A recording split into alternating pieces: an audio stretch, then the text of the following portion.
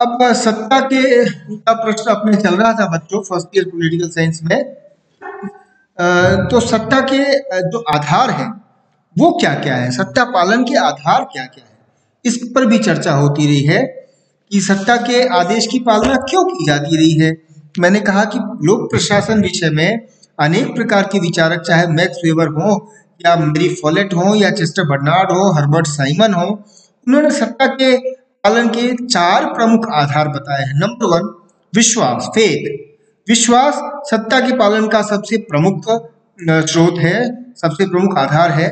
अब जब अधीनस्थ है या जनता हो, जब तक उसे विश्वास नहीं होगा कि ये आदेश कुल मिलाकर उसके हित में है, तो विश्वास जो है ये बहुत इम्पोर्टेंट एलिमेंट है।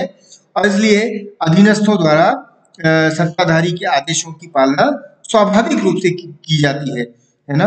इसलिए जो जब ऐसा लगता है कि विश्वासघात हुआ या विश्वास नहीं रहा, विश्वास का सम्मान नहीं किया गया, तो ऐसे आदेशों की अवहेलना भी कर दी जाती है, सत्ता की स्थिति समाप्त भी हो जाती है। फिर दूसरा तत्व जो है, आधार है, वो है एकरूपता। यानी कि ये सामान्यतः स्वभाव है, एक मानवीय स्वभाव है कि परामर्श, सुझाव और आदेश जो है उसको अधिक महत्व दिया जाता है, और इसलिए विचारों और आदर्शों की एकरूपता होनी चाहिए। सत्ता पालन के ही संदर्भ में एकरूपता जो है वो महत्वपूर्ण है, और इसलिए उदारवाद, साम्यवाद या फासीवाद जैसे विचारधाराओं का प्रतिपादन करते हुए राजनीतिक नेतृत्व अपने अधीनस्थों या सामान्य नागरिकों से कुल मिलाकर सत्ता के आदेशों की पालना करवाते हैं। तो विचारों की एकरूपता भी। तीसरा जो है वो दबाव है।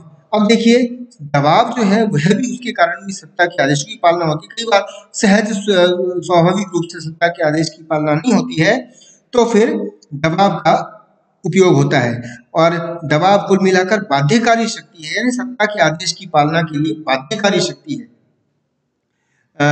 जब सत्ता के आदेशों की पालना सहज रूप में न हो, तो सत्ता देने वाला, चाहे वो शासक हो या किसी संगठन का उच्च पदस्थ अधिकारी हो, वह दबाव का प्रयोग करता है। और इसलिए इस दृष्टि से सत्ताधारी के आदेशों का औचित्य जो है वो स्पष्ट होता है, तो दबाव भी औचित्यपूर्ण हो जाता है। और चौथा जो आधार है, वैधानिकता, यानी कानूनी आधार पर सत्ता के आदेशों की अवहेलना नहीं की जा सकती। साइमन के अनुसार इस सत्ता को इस मान्यता के कारण स्वीकार किया जाता है कि उच्च अधिकारी के आदेशों का पालन किया ही जाना चाहिए, कानूनी रूप से विधि सम्मत है, और इसकी अवहेलना नहीं की जा सकती है। इसलिए जब वैधानिकता का महत्व इस बात से स्पष्ट होता है कि जब कभी भी सत्ता के प्रसंग में क्राइसिस ऑफ लेजिटिमेसी, वैधता का संकट आता है, तब सत्ता की प्रभावशीलता को गहरा आघात पहुंचता है। इसलिए वैधता का संकट नहीं आना चाहिए, और वो कानून की स्थिति स्पष्ट हो, कानूनी रूप से मान्य हो सत्ता, तो उसे सामान्यतः जनता स्वीकार करती है, वैधता का संकट नहीं आता है। अब सत्ता की जो सीमाएं हैं, सत्ता के प्रयोग की, वो भी कुछ सीमाएं, कुछ लिमिटेशंस है। सबसे पहले प्राकृतिक का सीमा है ना, जैसे संविधान में मौलिक अधिकारों का उल्लेख हो, किसी और उस तरह से सत्ता के और किसी भी राजनीतिक व्यवस्था को ये अधिकार नहीं हो सकता कि वो जीवन के मूलभूत अधिकारों को, जीवन के बिल्कुल मौलिक अधिकारों को, कानून के द्वारा प्रदत्त मौलिक अधिकारों को का उसका उल्लंघन करे अपने आदेशों में। तो जो कुल मिलाकर प्राकृतिक सीमाएं हैं, वो उसे जीवन का अधिकार हो, चाहे भोजन का अधिकार हो, ये कुछ ऐसे अधिकार हैं जिसके बारे में सत्ता जो है वो अपने आदेशों का बहुत ही डिस्क्रिशनरी, बहुत ही ऑटोक्रेटिक यूज नहीं कर सकती।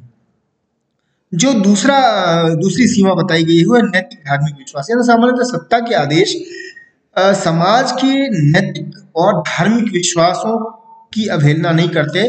वो एक ऐसी चीज है जो कि सत्ता के आदेशों को लिमिट करती है, जो रिस्ट्रिक्ट करती है। और इसलिए सत्ता के द्वारा नैतिकता और धार्मिक विश्वासों के प्रतिकूल आदेश देना, यानी कि सत्ता के प्रति सत्ता का संकट खड़ा होना। इसलिए ऐसे आदेशों की पालना करवाना सामान्यतः बहुत ही मुश्किल, बहुत कठिन हो जाता है। इसी प्रकार इससे जुड़ा एक और विषय है, वो है संस्कृति। समाज की या फिर किसी भी समाज की, किसी भी देश की संस्कृति जो है उससे व्यक्ति नागरिकों की पहचान होती है, और सामान्यतः वो बहुत ही पर्टिकुलर, बहुत ही संवेदनशील विषय होता है। संस्कृति में सब शामिल है, चाहे आपके खान पान हो, रहन सहन हो, भाषा हो, साहित्य हो, कला हो, वो कुल मिलाकर जीवन शैली है। और उस जीवन शैली को में हस्तक्षेप करते हुए यदि सत्ता कोई आदेश पारित करता है तो उस आदेश की पालना भी बहुत मुश्किल हो जाती है।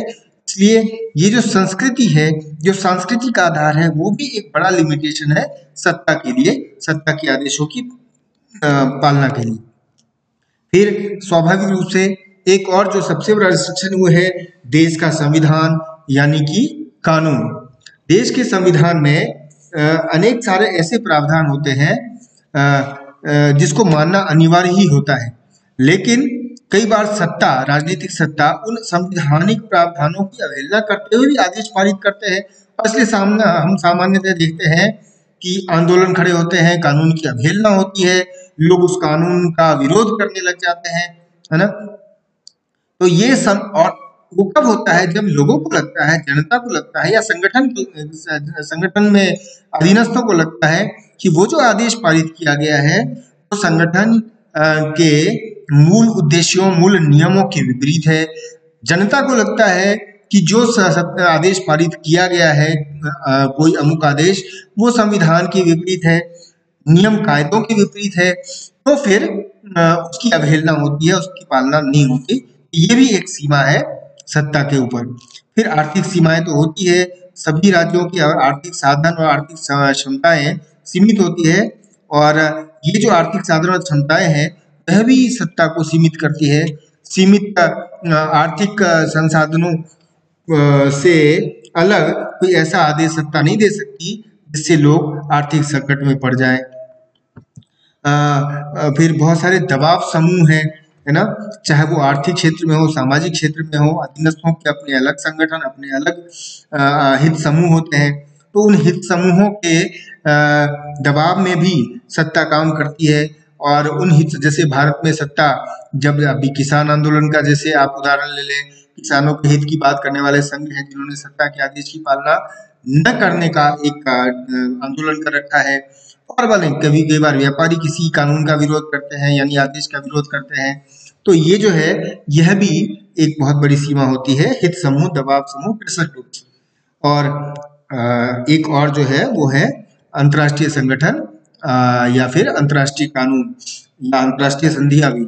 जो अंतर्राष्ट्रीय संगठन होते हैं, चाहे वो संयुक्त राष्ट्र संघ हो, क्षेत्रीय संगठन हो, या अंतर्राष्ट्रीय कानून हो, उसकी अपनी मर्यादाएं हों, उसके अनुसार से ही राष्ट्रीय सत्ता या संगठन विशेष की सत्ता चलती है।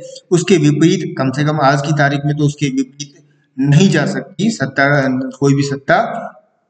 और सत्ता का कोई भी ऐसा आदेश जो इनके विपरीत जाता हो, आज अगर संयुक्त राष्ट्र संघ के घोषित उद्देश्य जो शांति और विकास है, उसके विपरीत अगर कोई देश कोई देश की सत्ता आदेश पारित करती है, तो एक वो घोर उल्लंघन माना जाता है अंतर्राष्ट्रीय सुरक्षा व्यवस्था का। उसके ऊपर कार्रवाई भी, यहाँ तक कि सैन्य आर्थिक कार्रवाई भी हो सकती है। तो सत्ता के आदेश की मान्यता शून्य होने लग जाती है। तो ये भी एक सीमा है अंतर्राष्ट्रीय संगठन और अंतर्राष्ट्रीय कानून। ये कुल मिलाकर सत्ता की सीमाएं हैं। हमने देखा कि सत्ता की सीमाएं जो है वो है जिसके आधार पर सत्ता अपने आदेश को पारित करती है, लेकिन यथार्थ में यह भी सच है कि इन सब के बावजूद सत्ता कई बार मनमाने तरीके से आदेश पारित करती है।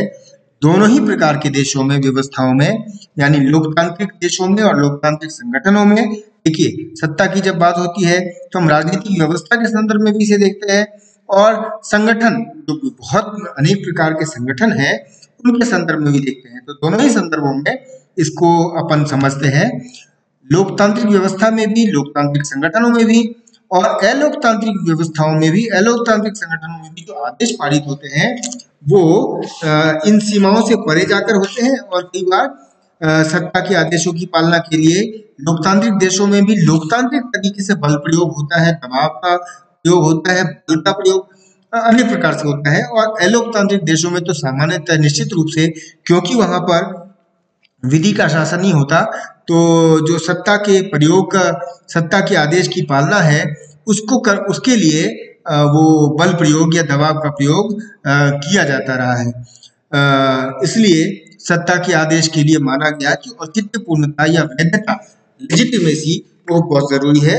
वो सामान्यतः जन स्वीकृति, जनता की सहमति, आम सहमति से ही प्राप्त होती है। तो अगला विषय जो अपन लेंगे वो औचित्य पूर्णता या वैधता ही लेंगे।